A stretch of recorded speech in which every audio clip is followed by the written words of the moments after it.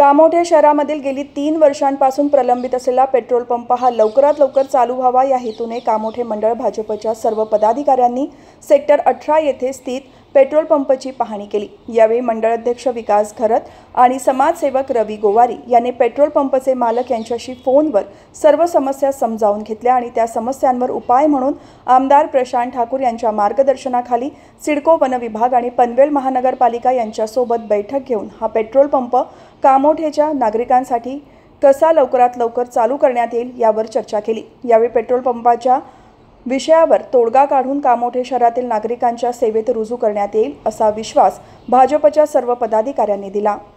नमस्कार।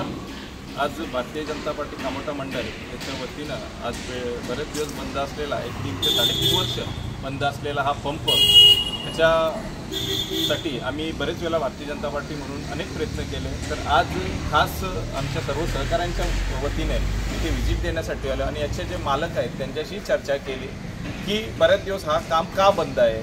तर काही CRZचा काही कारण सांगितलं, काही महानगरपालिकेचे कारण सांगितलं, काही सिडकोचे कारण सांगितलं। या सर्वांवर आम्ही आमदार प्रशांत ठाकूर साहेब यांच्या नेतृत्वाखाली येणाऱ्या काही दिवसातच महानगरपालिका असेल, सिडको असेल किंवा CRZ असेल यांच्याशी संवाद साधून हा पेट्रोल पंप लवकरात लवकर कसा चालू होईल यासाठी प्रयत्न करू आणि नक्कीच येणाऱ्या दिवाळीच्या आत हा पंप चालू होईल अशी अपेक्षा बाळगतो।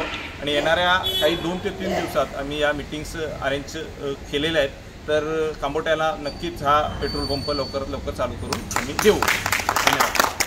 भारत माता की जय, वंदे मातरम।